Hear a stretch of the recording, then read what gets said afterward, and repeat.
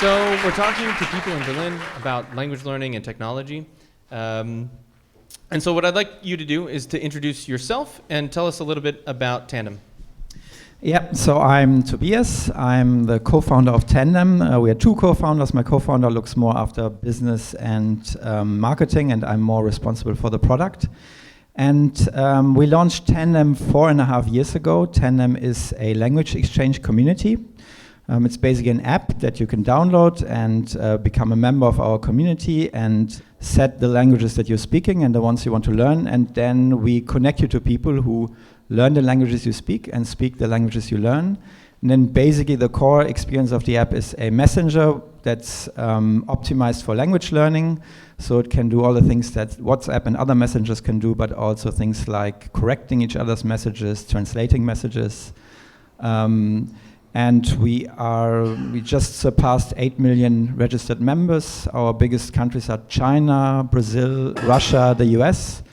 But if you would take all the European Union countries together, even without the UK, that would be our biggest market. So that's bigger than China, France, Germany, Italy combined. So what I'd like to know first, I think, is some entrepreneurial questions, right? So why did you start Tandem? How did that come about? Why did you decide to, I don't know, break out on your own?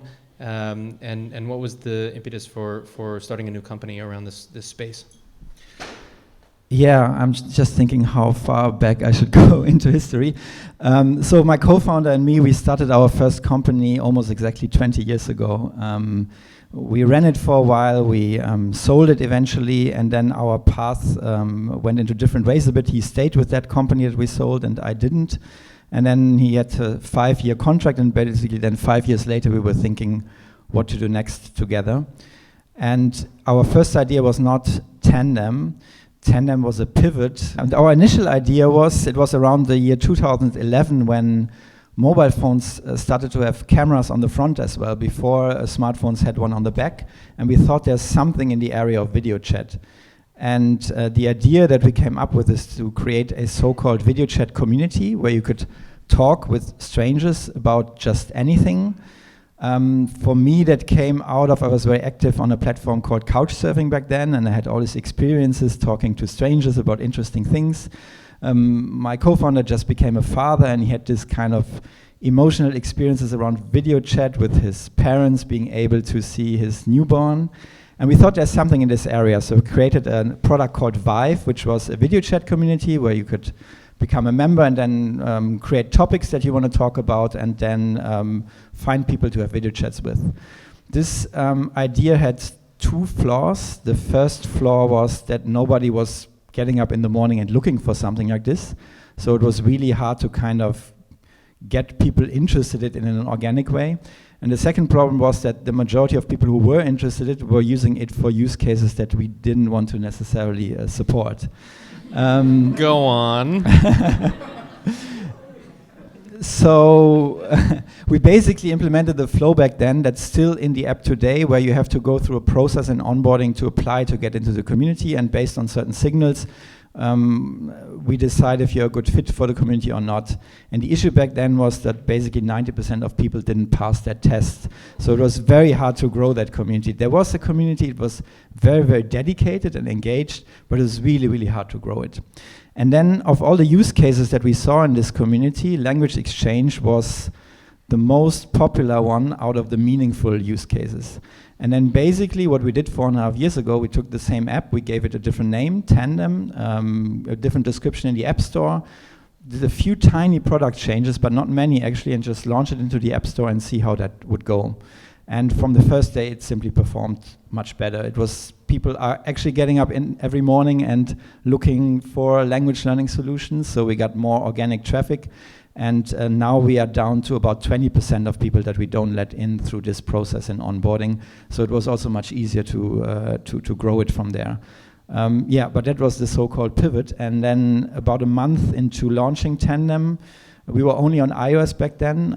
Apple featured us in 130 countries in the world in the App Store as App of the Day or App of the Week. And then we suddenly had also a decent number of users. Like suddenly we had, I think, 200,000 users or so within a week, because a community like this only has value if there are other people who also want to practice languages and who are like a match for you. And this then kick-started it, and we closed the other app, the old app, very quickly after then, and then focused on Tandem. So actually 5 years ago, I would not have thought I would ever do anything connected to language learning.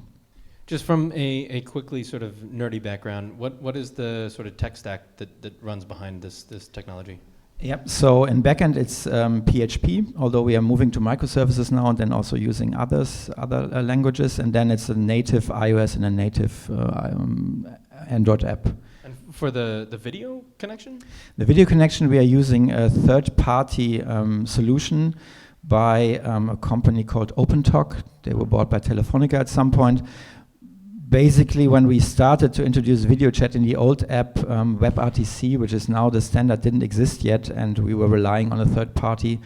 And now it's pretty much baked into the product, so it would be a bit of an effort to change it. Yeah, Chatterbug uses the same company as well. Oh, yeah, so cool. when you guys are down, we're down too. So tell us a little bit from an entrepreneurial perspective about your first year in business, like as the pivot company. Like, what are the challenges? What are the successes? Like, what are some stories sort of from what you learned the beginning of this endeavor? So after we switched to Tandem. Yeah. Yeah, I mean, actually, back then, because Vive was a much smaller operation, I wasn't even working full-time for Tandem. I was actually at the end of a stint of traveling the world and living in Chile at this time, working on a different project and being in an accelerator program there called Startup Chile. And then coming back to Berlin and basically having to decide, do I go with Tandem or do I do the project that I was doing the year before, and then decided for Tandem.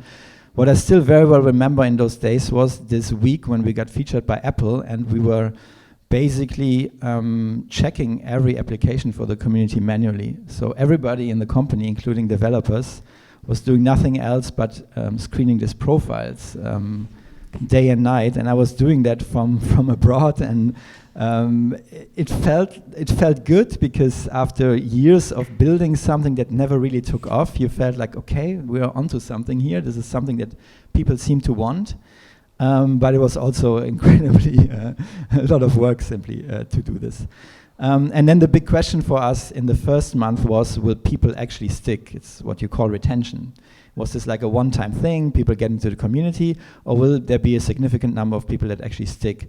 And this realization came slowly, of course, but probably like 3, 4, 5 months after that, we were, there is a significant number of people sticking with this product.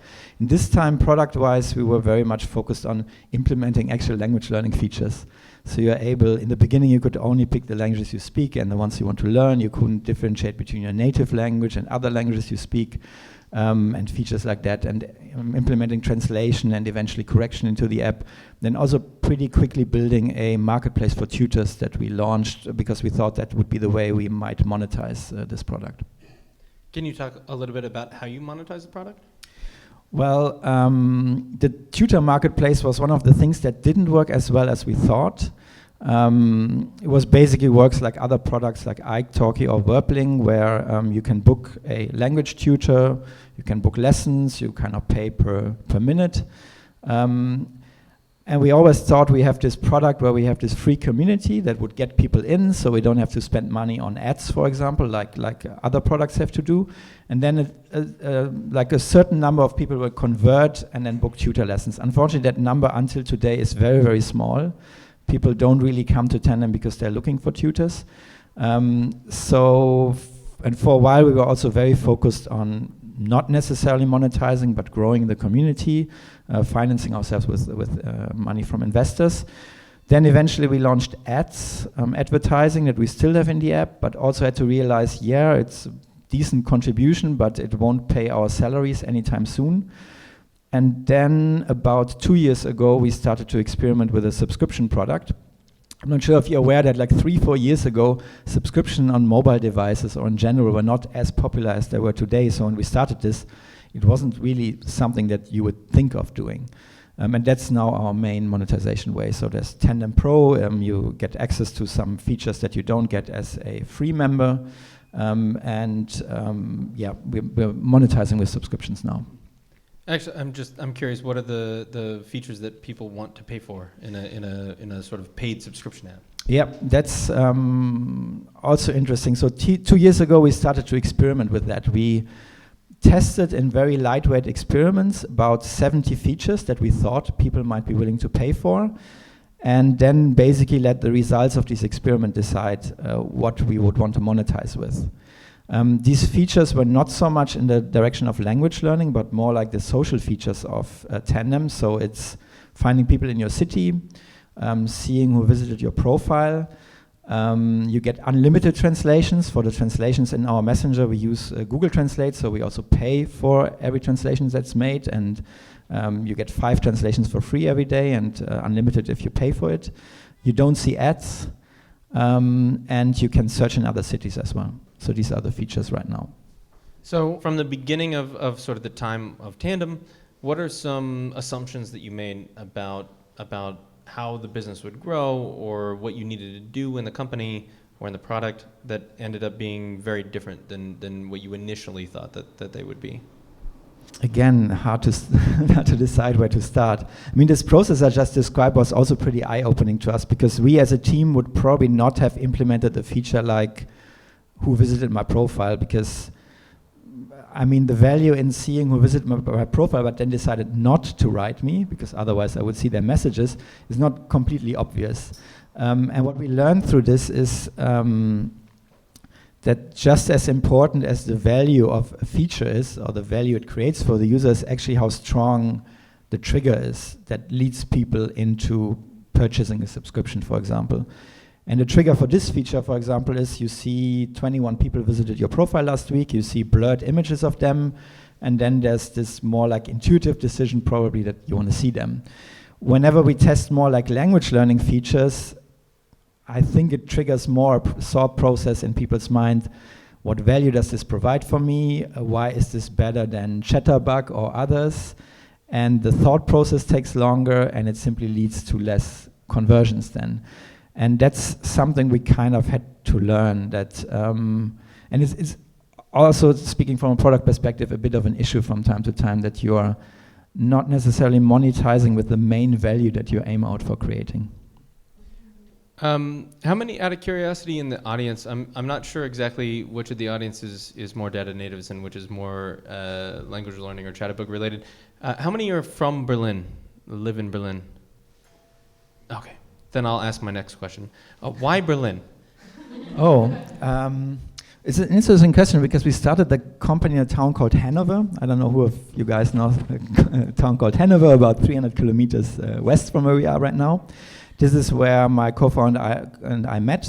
We studied there together and started our first company then. And then in the time when our path kind of split, he stayed with the company in Hanover, actually made the choice to move to Berlin. Then we started the company in Hanover, which was also one of the reasons why I wasn't full-time involved from the beginning. And then eventually, when we started to have conversations with investors, they were all in Berlin, and they were all kind of telling us, hey guys, if you want to start a company like this, you should do it in Berlin. Because there is simply a better, what you call, ecosystem, consisting of connections to investors, or investors who are there, more talent. The strategy to build our team has been a lot around finding talent from all across the world, and the best people, and bringing them to Berlin. And Berlin is a much easier sell in that respect than Hanover. And this was basically the reason why we moved the business to Hanover then, from Hanover to Berlin then. But this is already back 2012, 2013. Okay. So I'm curious. So you do in-person tandems as well on the product? Yeah, you can chat with someone and then decide to meet in person. Yeah. And what do you think, from a language learning perspective, is sort of the difference between meeting in person and doing these sort of online connections? I mean, I think in terms of the value it provides for you, in terms of language learning, I think in person is probably the best situation. But I wouldn't underestimate video chat in that respect. It's just my experience with learning languages is to really make progress and really get my brain to work. It works best to put myself in a slightly uncomfortable situation where I have to speak a foreign language, although I'm not fully capable of doing this. And when you're sitting face to face with someone, there's no way back anymore, and you and that makes my brain work at like top performance, and then also make most progress. And just on that part, I suppose, have you tried to learn another language since you started the company? So the interesting coincidence for me was that when we discussed this idea of turning the old app into language learning app, I was in Chile and I learned a new language again for the first time in like 20 years since school. And in school, languages have not been my best subjects, probably amongst my worst subjects. What I know now is because the way that I was taught languages in school didn't suit me as a learner.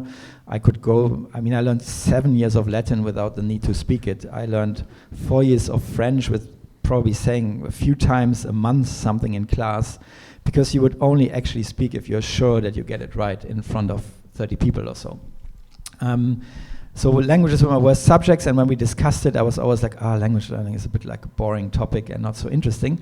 Then I was in Chile, and a couple of years before, I met a guy called Benny Lewis. He's like one of the most famous language bloggers, and he introduced this concept of language hacking. And I studied this concept without actually applying it. But when I was in Chile, I actually applied it. I didn't go to any language school. I just tried to learn with apps. I went to this so-called Spanglish parties where you would speak 20 minutes of Spanish and then 20 minutes of English. I would put myself in these uncomfortable situations in probably the hardest country to learn any Spanish, because the Chilean Spanish is very special. And then during those days, we decided we discussed again to turn Tandem into this language exchange app. And suddenly I thought, that's actually a great idea. And I'm also actually not the worst person to do the concept and product work for it, because I just went through this experience myself. And so I'm still continuing to practice my Spanish and a bit my French on the app, but mostly my Spanish. So how many employees do you have? We are 22 now, right?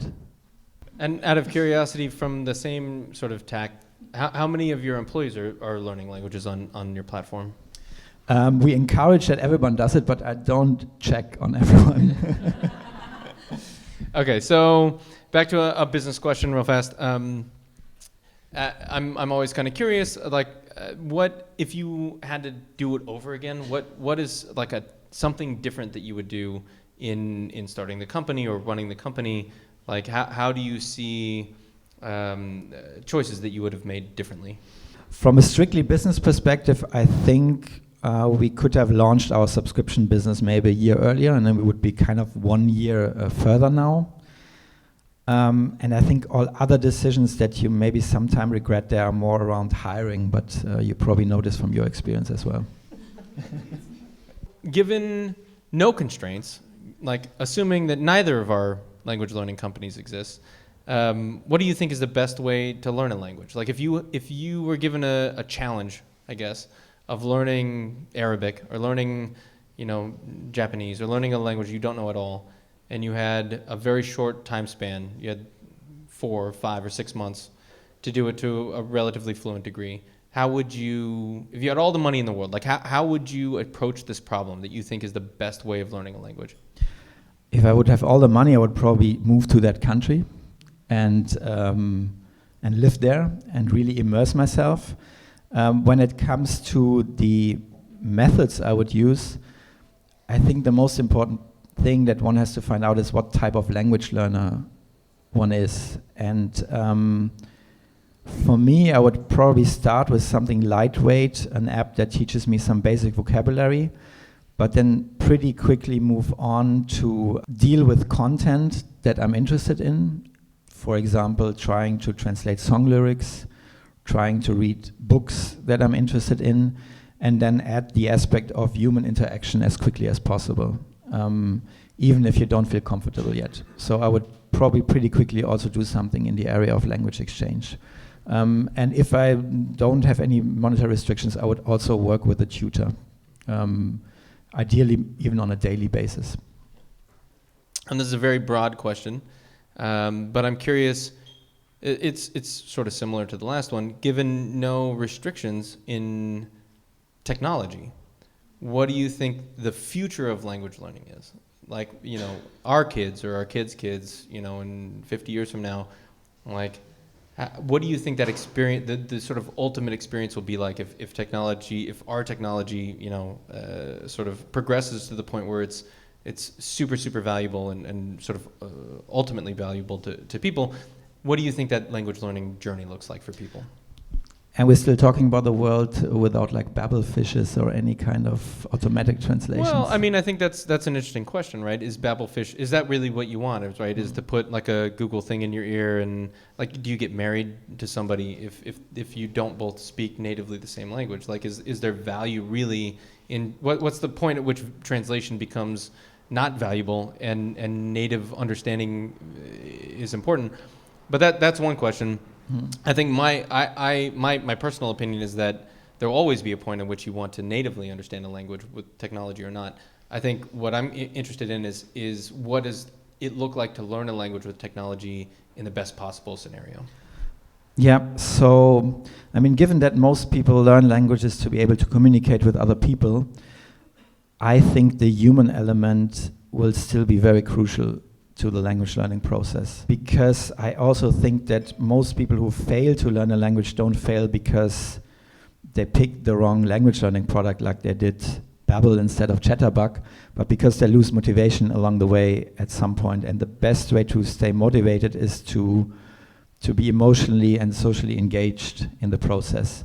And I think this only comes with a human element and actually practicing with humans.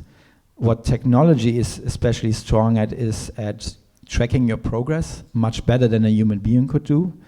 Being able to provide you really valuable insights, what your current strengths and weaknesses are, personalize a part of your curriculum, and maybe also handing that information to a tutor who can then guide you much better through the language learning process. So I think the process will always be a mix of these human elements and the technology supporting that. Maybe at some point technology is so good that it can impersonate a human being so much that we feel just as emotionally and socially connected to a robot or a machine, but I can't really picture that future in my head. So are there specific insights that you found from running the business about the demographics or about the people that are using your service? The most interesting insight was when some time ago I went into the data and checked which countries or people from which countries actually correct most. So it's basically a statistic based on the corrections in text messages on Tandem per 1,000 messages that you receive. And guess who's the world champion in correcting others? Germans, yes. But very, very closely followed by French. And then the countries where people correct least are Asian countries, Japan, Korea, and China especially. And I mean, it could be that people don't make mistakes in Chinese, so there's no need to correct. But I think it's an interesting cultural difference that in Germany is much more like it's not socially weird to correct others. It's almost like the opposite. It's like, you see an accident, you run away. It's like a crime not to correct someone. And in other countries, it's very unpolite to do that, culture-wise. And this was a very interesting insight into the data that we have, yeah. So what evidence are you guys finding in your product that this is working for helping people acquire language over time? Yeah, I think it would be interesting to hear from you on Chatterbug as well, because it's actually one of the issues that we have, that we from the signals that we get from the app, we cannot really track very well language learning progress on the app. We can track things like retention, if people come back, and we can track whatever average number of messages sent and things like this. We can track, if the language that you're using in your chat is actually the language that you're learning, or it's a third language that you just, talk to. And we can track this over time, but on an individual user basis, it's very hard for us to track. We want to build features in the future that make it easier for us, but currently we can't really track this reliably. But I think on Chatterbug you have much better measures because you work with lessons and you can see people's progress, you track them basically every single day. Yeah, so we have individual exercises where we get feedback from both the tutor and the student, and so we can track for an individual student over time how they're being rated by their tutors on their efficacy in any of the individual exercises. And we can see over the course of an entire, A1 level or A2 level, sort of over, 100 exercises, how they're being rated by the tutor. And then in many of the cases when somebody gets to a certification point, when they get to an A1 or they get to A2 or B1 or B2, we'll message them and ask them to go take a Gotha exam or an Alliance Française exam or Kaplan exam or whatever, and try to take a standardized test to make sure that we can say that if you get a certification that's a A2 certification, that you can go and pass a Gotha A2 certification as well, right? So we do try to benchmark our leveling system to other standardized test leveling systems in the market.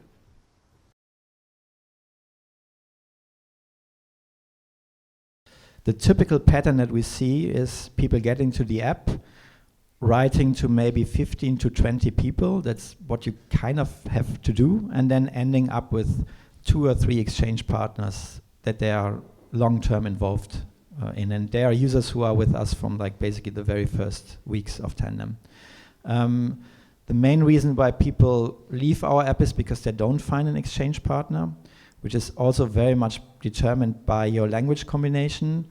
Basically, the whole world wants to learn English, and if you're in China, for example, and you're looking for an English native speaker who wants to learn Chinese, you have a much harder time to find someone, while if you're on the other side of that, if you're English and you want to learn Chinese, you get kind of flooded with requests, so it depends a lot on that. But that's what I would give as an answer. So it's very different from group to group, but the pattern that we see is that people write to 15, 20 partners or need to write to 15, 20 partners to then find those they are long-term engaged with. And by long-term engagement, you mean how long do they stay as? It could be months, yeah. It's also sometimes a bit hard to track because we also know people switch to other messaging apps, for example, and they leave our app, but it doesn't mean they stop their exchange. We also cannot track, of course, if people meet in person and then continue their exchange there. But from the data that we see, that's basically the data that we have that we can base these assumptions on.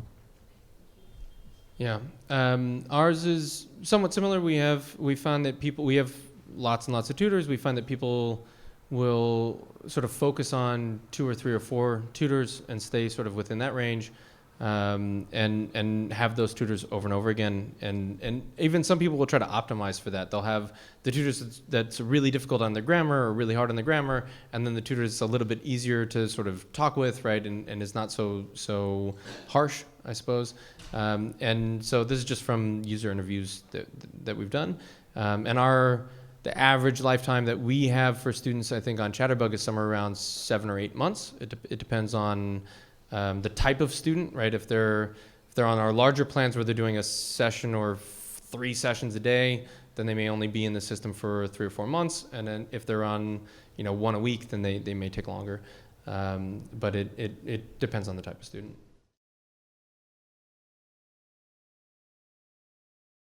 When it comes to AI and Tandem, what I would like to improve, not necessarily do something that we don't do yet, is giving you better suggestions for language learning partners based on much more signals than we are currently doing it. We technically have a lot of data on what constitutes a good language partnership, but we're not leveraging it quite yet to really improve that. We call it matching.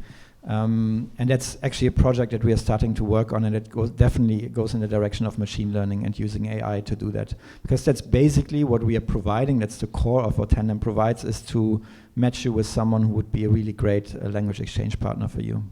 Yeah, for us, it's actually been part of the vision of what I wanted to do when we started the company, which is we actually, when you sign up, we ask you, one of the very few onboarding questions that we have is if we can record video of you for your own purposes, so you can watch video of you for all of the lessons that you've done through us. And then also if we can, furthermore, if we can use your video for research purposes. And about a quarter of the people that sign up for our service give us permission to use their video for research purposes. And so we have thousands of hours of video of people, in many cases, learning a language from almost zero to high B levels, right? To relatively fluent levels of a language. And we have hundreds of hours of this for multiple individuals going through the same curriculum. And so what I would love is to have almost 100% accurate transcription services, because that's actually text-to-speech or speech-to-text is an incredibly difficult problem, especially for second language learners. So I can, if you're a native German speaker and I run some speech-to-text algorithm over your audio, I can get 80, 90%, maybe validity, not even close. Like it's not that good for native speakers. For second language learners, it's even worse, right? And for two people having a conversation over a single audio stream, it's even worse, especially because they'll switch back and forth between English and German, right? And so like there's no way of running Google over that and being like, I have a really good transcription of what is German and what is English and having it perfect. Even having a human being is actually transcribing is incredibly expensive and not 100% accurate. If we had that, what we could do is go through hundreds of hours of you learning a language and find out, when are you making grammatical mistakes? What type of grammatical mistakes are you making? When do you correct them? When do you regress? When do you learn them again? Like, does that track over hundreds of or thousands of learners of the language from the same L1? Like, that's something we could technically do if we hired a whole bunch of students to go through all of our audio and tag everything, but it would be insanely expensive, right? So what I want from AI at this point is to be able to do a 45-minute session with somebody and then be emailed a list of grammatical mistakes that it sees you're making, right? And say, here's how to improve on these things for the next lesson that you're doing, and then build the next lesson around improving those grammatical mistakes. Because I think that we can be massively more efficient in helping you learn a language if we know really what you're doing wrong, right? And what other people do wrong, and how they, in mass, learn to improve those mistakes. And we actually have the data to do it. We just can't analyze it. That's sort of the problem. So if you're asking technology-wise what we want, that's what I want. Yeah, and I can actually second that. A very popular way to learn on Tandem is audio messages, sending audio messages back and forth, also longer ones. And when I learn Spanish, for example, I often receive audio messages, and it's very fast, and I can't understand it. It would be great to have a transcript. And there are solutions out there that do that, also by Google and big companies, but they're not very accurate yet. And especially in the area of language learning, you don't want to teach people wrong language. For example, they don't recognize when a sentence ends and the next one starts and things like this. But I have some hope that it's not going to take too long until that technology will be available. One more round of applause for Tobias for coming and joining us here. Thanks Thank you so for much. The invitation. I really appreciate it.